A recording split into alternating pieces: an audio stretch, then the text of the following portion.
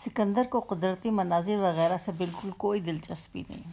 کالی گھٹا، ٹھنڈی ہوا، رنگین شفق، لہریا دھنک، بہتا جھرنا، ابھرتا ہوا چاند، چڑیوں کا چہکنا، یہ سب کچھ انہیں بالکل نہیں بھاتا۔ ایک بار برسات کے موسم میں ان سے کسی نے کہا، سکندر دیکھو کیا گھٹا چھائی ہے۔ برا سا منہ بنا کر بولے، ہاں گھٹا چھائی ہے، دیکھ رہے ہیں ہم۔ اب برسنے پہ آوے گی تو مصیبت کھڑی کر دے گی، ہر طرف کیچڑ ہو جائے گی، پھسل پھسل کے لوگ باغ الگ گریں گے۔ کسی نے کہا، آج 14ویں کا چاند ہے، کتنا خوبصورت لگ رہا ہے۔ سکندر نے بیزاری سے کہا، سمجھ میں نہیں آتا، آخر اس کمبخت چاند میں خاص بات کیا ہے جو سب اس کو دیکھے ہیں؟ 40 سال سے ہم اس کو دیکھتے آ رہے ہیں، نکلتا ہے، ڈوبتا ہے، اس میں آخر کیا خاص بات ہے؟ ایک بار گرمی کی چھٹیوں میں جب کہ ہم لوگ نینی تال میں تھے، بیٹھے بٹھائے پکنک کا پروگرام بن گیا، اور کھرپا تال جو نینی تال سے چند میل نشیب میں واقع ایک خوبصورت سی وادی ہے، جانا طے ہوا۔ سکندر کو معلوم ہوا تو بہت بددلی سے انہوں نے پکنک کا سامان تیار کرنا شروع کیا۔ بہت خفگی سے بولے، سمجھ میں نہیں آتا یہ بیگم صاحبہ کو بیٹھے بٹھائے کیا ہو جاتا ہے، اچھا بھلا گھر چھوڑ کر جنگل میں جانے کا پروگرام بنا لیتی ہیں، بھلا پوچھو اچھی خاصی میز کرسی چھوڑ کے وہاں کوڑے کرکٹ میں بیٹھ کے کھانا کھائیں گی، تال کے گندی پانی سے ہاتھ دھوئیں گی، گھاس پر اٹھے بیٹھیں گی، پھر آنے جانے میں جو تھکن ہوگی سو الگ۔ آخرکار اسی طرح بدبداتے اور بڑبڑاتے ہوئے ہم لوگوں کے ساتھ کھرپا تال روانہ ہو گئے۔ جب کافی دیر ہو گئی اور سکندر کا مزاج بدستور کڑوا رہا تو ہمیں کسی نے ان کو خوش کرنے کی خاطر ان سے کہا، ارے سکندر دیکھو تو کیسا خوبصورت منظر ہے۔ سکندر نے تیوری پہ بل ڈال کے کہا، کدھر ہے منظر؟ کہا گیا، دیکھو وہ سامنے کتنی خوبصورت پہاڑی ہے، مویشی کس قدر خوشی خوشی ادھر ادھر گھوم پھر رہے ہیں، وہ دیکھو چرواہا بانسری لیے درخت کی شاخ پہ بیٹھا ہے، سامنے جھرنا بہہ رہا ہے۔ سکندر نے بہت ہی برا منہ بنا کے کہا، لو صاحب یہ منظر ہو گیا، اس میں کیا خاص بات ہے؟ سامنے ایک اینٹ پتھر کا ٹیلا ہے، اس پر گائے بیل گھاس چر رہے ہیں، ایک گندا غلیظ کالا سا چھوکرا پیڑ پر اچھل کود کر رہا ہے، اور جو شاخ ٹوٹی اور آ پڑے بچہ منہ کے بل زمین پر، پھر پتہ چلے گا چرواہا کسے کہتے ہیں۔ اور جھرنے کا کیا ہے، پانی اوپر سے گرے تو نیچے کوئی آوے ہے، سدا سے یہی قاعدہ ہے دنیا کا، آپ اسے جھرنا بنائے دے ہیں، اب ہم تو آپ کو کیا فرمائیں۔ سکندر کو قدرتی مناظر کے بعد اگر کسی چیز سے بے حد کر کے نفرت ہے تو وہ چھوٹے چھوٹے بچے ہیں۔ کہتے ہیں، صاحب سمجھ میں نہیں آتا آخر بچوں سے فائدہ کیا ہے، ہر وقت دنگا فساد مچاتے رہتے ہیں، لڑتے جھگڑتے ہیں، اور ہر وقت ان کی دیکھ بھال الگ کرنی پڑتی ہے۔ جس گھر میں بچوں کی تعداد زیادہ ہوتی ہے وہاں جانے سے سکندر ہمیشہ بچتے ہیں۔ ایک بات یہ بھی ہے کہ بچے بھی سکندر کے ساتھ اس طرح کا سلوک نہیں کرتے جیسے کسی جیتے جاگتے انسان سے کیا جاتا ہے۔ گھر اور محلے بھر کے بچے سکندر کو ایک انوکھی مخلوق سمجھتے اور آئے دن سکندر کو اپنی شرارتوں کا مرکز بناتے رہتے ہیں۔ کبھی موقع پا کر سکندر کی سائیکل گھسیٹتے ہیں، کبھی سکندر کی نظر بچا کر ان کا حقہ چھپا دیتے ہیں، کبھی سکندر کو بے خبر پا کر ان کی ٹوپی جھپٹ لیتے ہیں۔ اس وقت سکندر کا غصہ دیکھنے کے قابل ہوتا ہے، اور وہ معصوم بچوں کی شان میں ایسے ایسے الفاظ کہتے سنے جاتے ہیں کہ اگر بچوں کی مائیں سن لیں تو سکندر کے ہوش ٹھکانے لگ جائیں۔ لیکن بچے ان کی گالیوں سے بہت لطف اندوز ہوتے ہیں، اور سکندر کا برا بھلا کہنا تو انہیں دلچسپ کھیل کا حصہ معلوم ہوتا ہے۔ میرے بچے سے سکندر عام طور سے خفا رہتے ہیں۔ بچہ غیر معمولی طور پر سنجیدہ ہے، لیکن سکندر کو دیکھتے ہی اس کی خاموشی اور سنجیدگی ایک دم غائب ہو جاتی ہے، اور سکندر کو ستانے میں وہ سب سے آگے رہتا ہے۔ چنانچہ آئے دن سکندر اور اس بچے کے جھگڑے کا فیصلہ مجھے کرنا پڑتا ہے۔ دراصل سکندر اس بچے سے اس کی پیدائش کے 1.5-2 ماہ بعد سے ہی خفا رہتے ہیں۔ اس خفگی کے پیچھے قصہ یہ ہے کہ جب بچہ تقریباً 1.5 ماہ کا تھا تو ایک دن اس کی آیا 1 دن کی چھٹی لے کر اپنے گاؤں چلی گئی۔ مجھے کسی ضروری کام سے 1.5-2 گھنٹے کے لیے گھر سے باہر جانا تھا۔ ناچار میں نے سکندر سے کہا کہ وہ میری غیر حاضری میں بچے کے پالنے کے پاس بیٹھے رہیں اور اس کی نگرانی کریں۔ خلاف عادت سکندر نے حامی بھر لی۔ 1.5 گھنٹے بعد لوٹی تو بچے کے کمرے سے سکندر کی باتیں کرنے کی آواز سن کر کمرے کے باہر ٹھٹک گئی۔ سکندر بچے کے پاس بیٹھے ہوئے تھے اور بڑی سنجیدگی سے اس سے مخاطب تھے۔ ہم آپ سے اتنی دیر سے باتیں کر رہے ہیں اور آپ چپ ہیں، آخر ماجرا کیا ہے؟ آپ اگر کوشش کریں تو ضروری بول سکتے ہیں۔ یوں ہی پڑے پڑے بچہ ہنس دیا تو سکندر کا حوصلہ اور بڑھا اور وہ کہنے لگے، جب آپ ہنس سکتے ہیں تو بولنے میں ایسا کون سا زور پڑے گا آپ پر؟ ہم اتنی دیر سے یہاں اکیلے بیٹھے بیٹھے قید بھگت رہے ہیں، آپ ہیں کہ چپ چاپ پڑے ہوئے ہیں۔ بس انہی باتوں کی وجہ سے تو ہمیں بچے بے حد کر کے ناپسند ہیں۔ میں اندر داخل ہوئی تو سکندر سٹول سے اس طرح تھکے ہارے اٹھے جیسے کوسوں کا سفر طے کر کے آئے ہیں۔ جمائی لے کر بولے، ارے بی بی، بڑی کڑی ڈیوٹی آج آپ نے ہماری لگا دی۔ ہم تو اکیلے بیٹھے بیٹھے عاجز آ گئے۔ عجیب بچہ ہے یہ بھی، نہ اپنی کہے نہ ہماری سنے۔ پھر وہ 2-3 سال کا تھا کہ ایک دن میری بزرگ ملنے والی آ گئیں۔ انہوں نے جیسا کہ بڑوں کا قاعدہ ہے بچے کو گلے سے لگایا اور اس کو دعائیں دیتے ہوئے بولی، ارے بس ایک ہی بچہ ہے۔ میں نے مجرموں کی طرح سر جھکا لیا تو وہ اور بھی ہمدردی کرنے لگی، ارے ایک بچہ بھی کوئی بچہ ہوتا ہے، 4 بچے تو کم از کم گھر میں ہونے ہی چاہیے، بچے ہی سے تو گھر کی رونق ہوتی ہے۔ جب وہ اس طرح کی باتیں کر رہی تھی تو سکندر بھی چائے پانی وغیرہ کے سلسلے میں کہیں آس پاس بھٹک رہے تھے اور ہماری بات چیت سنے جاتے تھے۔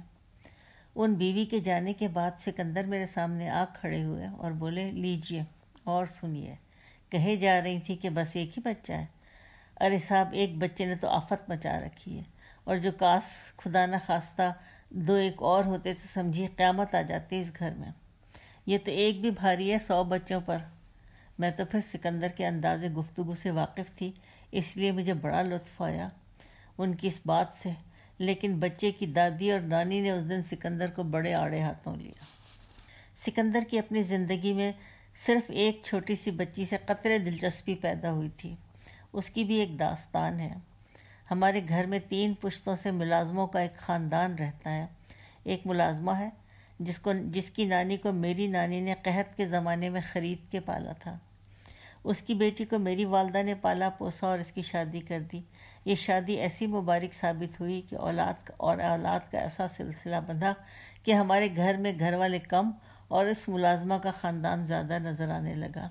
اس کا شوہر بڑا نکما اور کام چور تھا۔ سکندر جس دن ہمارے ہاں نوکری کرنے کی نیت سے آئے تھے تو بس 1 ماہ پہلے ہی اس ملازمہ کی شادی ہوئی تھی۔ سکندر کو اس بات کا بڑا قلق تھا کہ وہ 1 ماہ لیٹ ہو گئے، ورنہ سفری کا بیاہ انہی سے ہوتا۔ اتفاق کی بات ہے 43-44 میں لڑائی کا عروج تھا۔ ایک دن سفری کا کوئی تانا سن کر اس کا شوہر مبارک فوج میں بھرتی ہو گیا اور اچانک لام پر چلا گیا۔ کچھ عرصے تک اس کا پتہ نہ چلا۔ آخر 2-3 ماہ تک جب اس نے سفری کو کچھ رقم بھیجی خرچے کی تو سفری بہت فخر محسوس کرنے لگی اور سکندر کو اور بھی زیادہ حقیر سمجھنے لگی کہ سکندر تو ایک گھریلو ملازم ہی تھے اور اس کا شوہر ایک مانا ہوا فوجی تھا۔ آج دن سکندر اور سفری کی جھڑپیں ہوتی تھیں۔ ایک دن دوپہر کو جب گھر والے کھانا کھا رہے تھے، اچانک ایک پولیس کانسٹیبل ایک سرکاری نوٹس لے کر آیا جس پر درج تھا کہ مبارک خان مرحوم کے بال بچوں کو اطلاع دی جاتی کہ وہ لام پہ کام آ گئے وغیرہ وغیرہ۔ اتفاق سے وہ نوٹس سکندر کے ہاتھ میں پڑا۔ بجائے افسوس کرنے کے وہ بڑے فخر اور خوشی سے گھر میں داخل ہوئے اور سفری سے مخاطب ہو کر بولے، لو، بڑا ہر وقت فوج کرتی رہتی تھی، اب دیکھ لو ہو گئے نا مبارک خان بھی مرحوم یعنی۔ سفری بیچاری بچھاڑے کھانے لگی، اس کے چھوٹے چھوٹے بچے سہم کے رہ گئے۔ گھر والے سفری کو دلاسا دینے لگے۔ کئی دن تک گھر پر بڑا سوگ طاری رہا۔ دھیرے دھیرے لوگ باغ اس واقعے کو بھولنے لگے۔ سفری غریب ہر وقت روتی رہتی تھی۔ اس نے چوڑیاں توڑ ڈالی تھی، سفید کپڑے پہننے لگی تھی اور خود کو بیوہ کے روپ میں ڈھال لیا تھا۔ سفری کی سب سے چھوٹی بیٹی افسری اس وقت 2.5-3 سال کی تھی۔ بڑی تندرست اور موٹی تازی سی بچی تھی، توتلا کے بولتی تھی اور بڑی بھولی بھالی نظر آتی تھی۔ سکندر بھی سفری کو دم دلاسا دیتے رہتے تھے، لیکن سفری ان کا نوٹس ہی نہیں لیتی تھی۔ آخر سوچ بچار کے بعد سکندر نے ایک ترکیب نکالی۔ افسری پر وہ بہت توجہ صرف کرنے لگے، اس کو بڑے چاؤ سے بیٹی کہتے تھے اور اس کے لیے پھل مٹھائیاں وغیرہ بھی دوڑ کے لے کے آتے تھے۔ دھیرے دھیرے افسری بھی ان سے مانوس ہو چلی۔ ہم لوگوں کو بڑی حیرت تھی، آخر سکندر نے کسی بچے سے کیوں کر سمجھوتا کر لیا ہے۔ ایک دن میرا گزر باورچی خانے کی طرف سے ہوا تو سکندر کی آواز سن کے میں ذرا کی ذرا باہر ہی رک گئی۔ سکندر کے ہاتھ میں ایک کاغذ کی پڑیا تھی، اس میں 2 لڈو تھے۔ سامنے لڈو پہ نظریں جمائے افسری بیٹھی تھی اور بار بار اس طرح ہونٹوں پر زبان پھیر رہی تھی جیسے بھوکی بلی تشتری کے دودھ کی طرف دیکھتی ہے۔ سکندر بولے، بٹیا لڈو کھائے گی؟ افسری نے آگے بڑھ کے زور سے گردن ہلائی اور ہونٹوں پر زبان پھیری۔ سکندر بولی، ہم یہ لڈو تیرے ہی لیے تو لائے ہیں، لیکن ایسے نہیں دیں گے، بس ایک بار تو ہم کو ابا کہہ دے یہ لڈو تیرے ہیں۔ صرف اتنی سی بات کہنے میں بچی کا کیا نقصان تھا؟ اگر مٹھائی پانے کی شرط یہی تھی تو وہ سکندر تو کیا لڈو کو تک کو ابا کہنے پر تیار تھی۔ اس نے آگے بڑھ کے پڑیا سکندر سے چھینتے ہوئے کہا، ابا لڈو دے دے۔ سکندر خوشی سے کھل اٹھے، اپنے ٹیڑھے میڑھے سارے دانت باہر نکال دیے انہوں نے اور لڈو بچی کے حوالے کر دیے۔ بچی پڑیا لیتے ہی اچک کے سکندر کی پہنچ سے دور ہو گئی اور ایک کونے میں کھڑے ہو کے زور زور سے کہنے لگی، تو ابا نہیں ہے، تو چھکندر ہے، چھکندر چھکندر چھکندر۔ سکندر غصے سے بے حال ہو کے آگے بڑھے کہ میں اندر داخل ہو گئی۔ سکندر مجھے دیکھ کے پانی کے بلبلے کی مانند ایک دم بیٹھ گئے اور حقہ گڑگڑانے لگے۔ اس زمانے میں عید کا تہوار آ گیا۔ افسری کے اس واقعے کے بعد بھی سکندر مایوس نہیں ہوئے تھے اور اپنی سی کوشش میں لگے رہتے تھے۔ سفری کے جھڑکنے پھٹکارنے کے باوجود وہ سفری کی دلجوئی میں لگے رہتے تھے۔ عید کے دن صبح ہی سے سفری نے رونا پیٹنا شروع کر دیا، بالوں میں دھول ڈال لی اور اپنے شوہر کی ہر اس خوبی کو یاد کر کر کے رونے لگی جو اس بیچارے مرے ہوئے آدمی پر سراسر بہتان تھا۔ سکندر صبح صبح چھٹی لے کر عید کی نماز پڑھنے گئے۔ وہاں سے واپس ہوئے تو مردانے دروازے سے اندر داخل ہوئے۔ انہیں کورے کورے کھڑکھڑاتے ہوئے کپڑے پہن رکھے تھے۔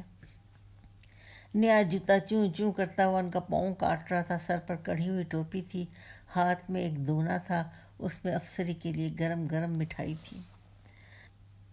سکندر بلا وجہ ہنستے ہوئے ایک دروازے سے گھر میں داخل ہوئے اور کرنا خدا کا کیا ہوا کہ ان کے بالکل سامنے والے زنانے دروازے سے سفری کا شوہر مبارک اپنی خاکی وردی پہنے داخل ہوا۔ سفری تو خوشی کے مارے چیخ کے اس طرف دوڑی، لیکن سکندر کے ہاتھ سے مٹھائی کا دونا چھوٹ گیا۔ ان کا رنگ فق ہو گیا اور وہ ہاتھ جھاڑ کے اس طرح ہکا بکا کھڑے ہو گئے جیسے انہوں نے کسی بھوت کو دیکھ لیا ہو۔ کچھ دیر کے بعد جب سکندر کے ہوش و حواس بجا ہونے لگے تو وہ بھی مبارک کی طرف بڑھے۔ وہاں افسری کھڑی تھی۔ سکندر نے بچی پر کڑی نظریں ڈالتے ہوئے کہا، اری چڑیل، کیوں راستہ گھیرے کھڑی ہے؟ چل دور ہٹ ادھر سے، کاہے کو بھنک رہی ہے؟ اور مبارک سے بڑے اداس لہجے میں انہوں نے صرف اتنا کہا، یہاں تو خبر آ گئی تھی کہ کاش خدا نہ خواستہ آپ ہو گئے محروم، لیکن اب ہم آپ کو کیا فرمائیں۔ مبارک کو 1 مہینے کی چھٹی ملی تھی۔ وہ کسی فوجی کینٹین میں بیرا ہو گیا تھا، لیکن لڑائی اور فوج کے بارے میں ایسی ایسی باتیں کرتا تھا کہ سکندر دنگ رہ جاتے تھے۔ اور ایک دن جب مبارک نے سکندر کو یہ واقعہ سنایا کہ فوج کا بھی عجیب حال ہے سکندر بھائی، وہاں تو ہر بات کا ہی ڈھنگ الگ ہے، اب یہی دیکھو کہ ایک چیز کہلاتی ہے پیراشوٹ۔ سکندر ٹوکتے ہوئے بولے، ہاں ہم جانے ہیں اسے، وہ ہوائی جہاز سے اترنے کی چھتری ہوتی ہے۔ مبارک نے بڑے گھمبیر لہجے میں کہا، ایک دفعہ کیا ہوا سکندر بھائی کہ ہمارا جہاز سنگاپور کے اوپر اڑ رہا تھا، کچھ خطرہ دیکھ کے ہمارے افسروں نے حکم دیا کہ فوراً اپنی اپنی چھتریاں کھولو اور نیچے اتر پڑو۔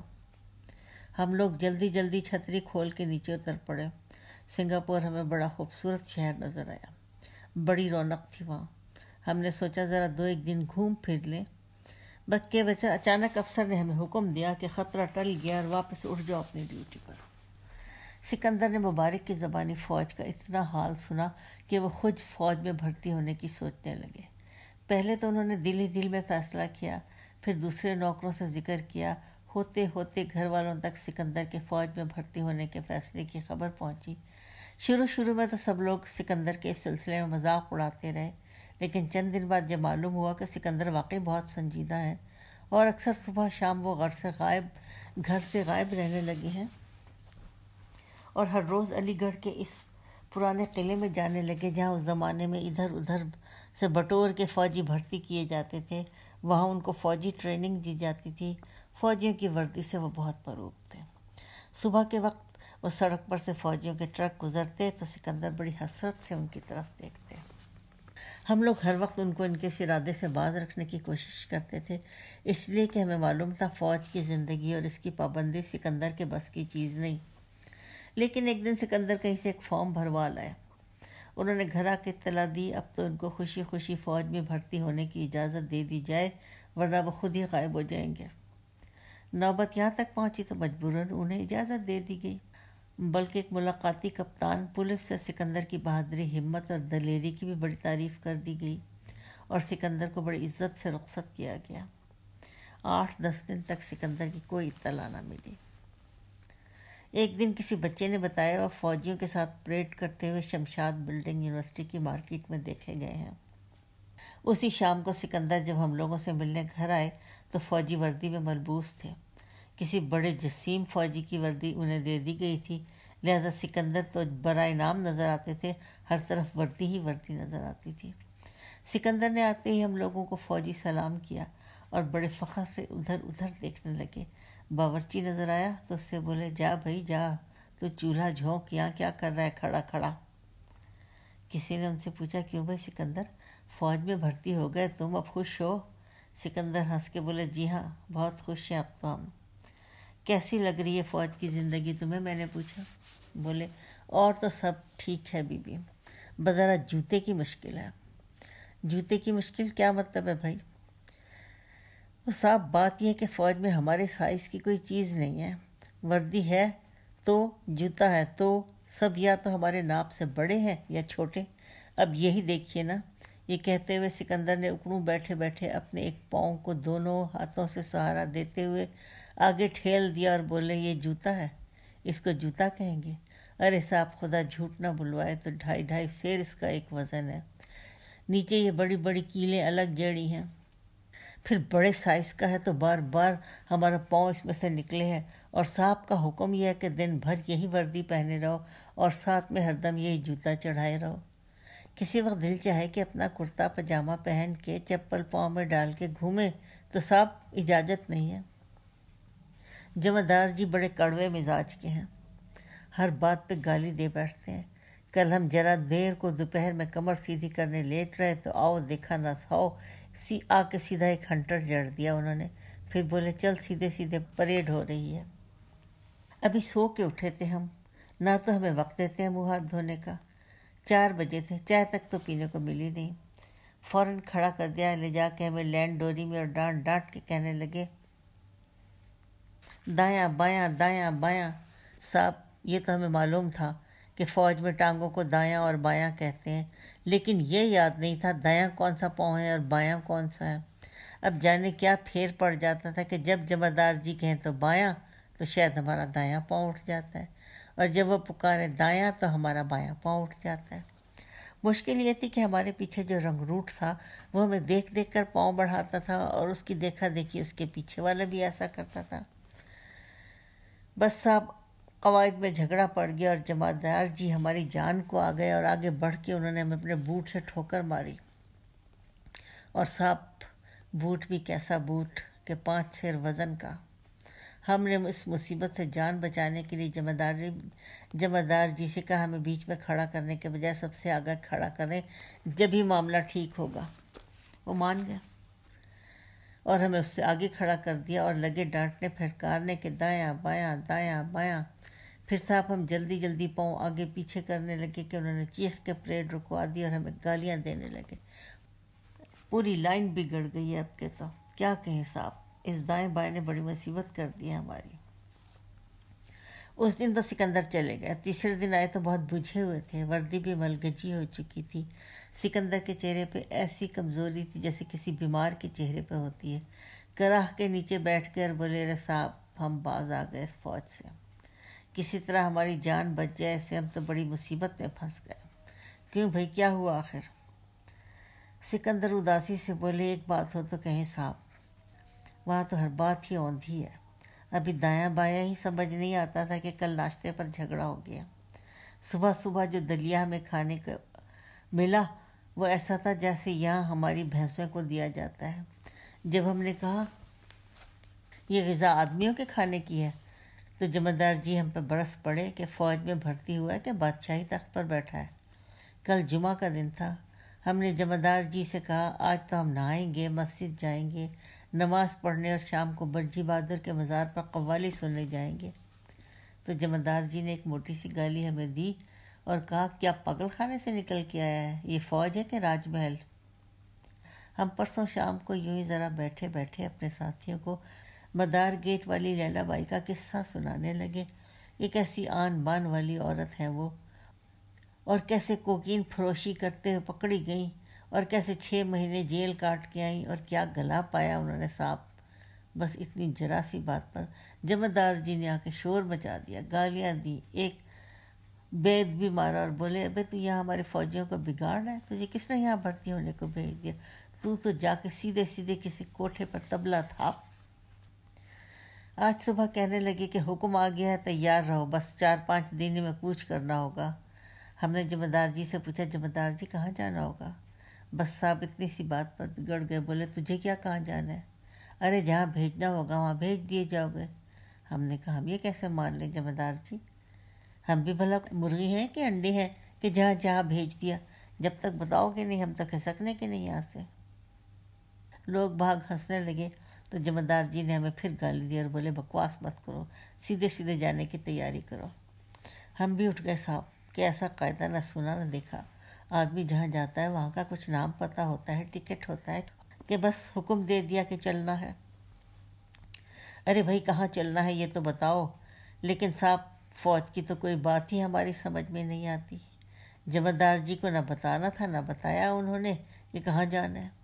جب ہم نے ان سے کہا ہم اپنے رشتہ داروں کو کہاں پتہ دیں تو انہوں نے کہا تمہارا نمبر لکھ کے دے دیا جائے گا ان کو، اسی سے خط و کتابت ہو سکتی ہے۔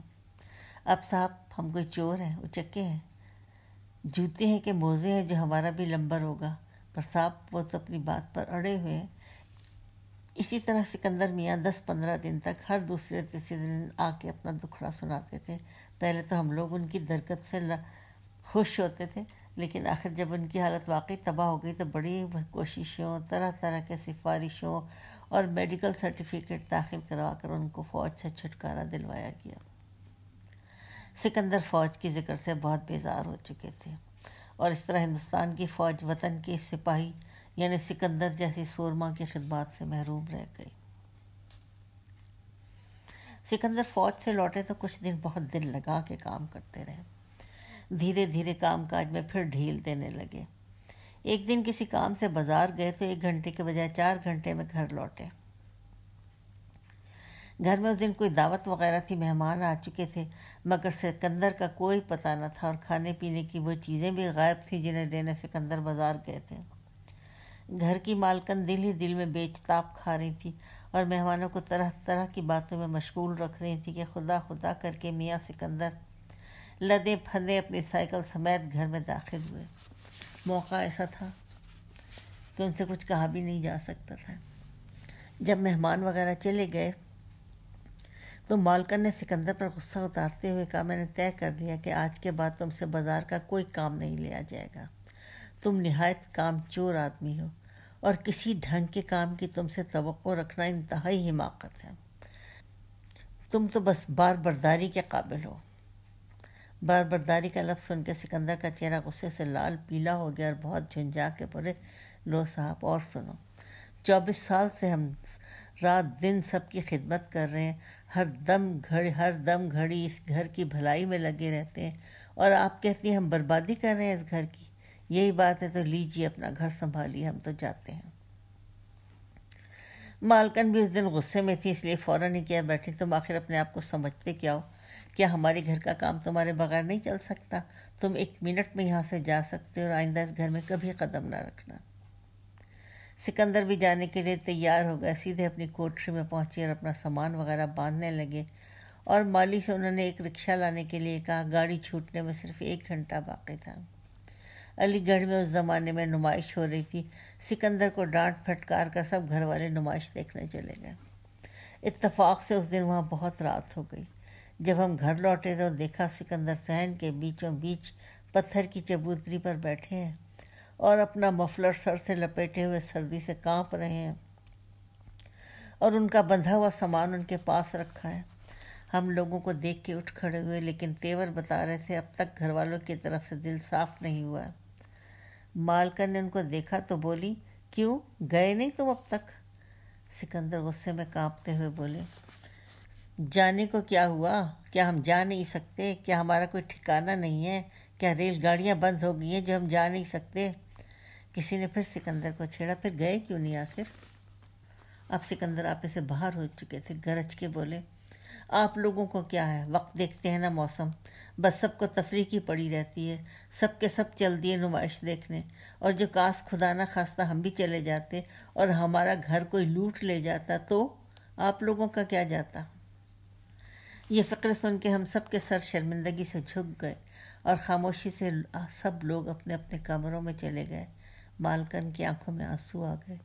انہوں نے سکندر کو ڈانٹ کر کہا، کیوں سردی میں کھڑا کھڑا ٹھٹر رہا ہے؟ باورچی خانے میں جا کے کچھ کھا پی اور اپنی کوٹری میں جا کے مر، یہاں کیوں ہماری صورت پہ سوار ہے؟ بیمار ہو جائے گا تو گھر کا کام کون کرے گا؟ کام چور کہیں کا۔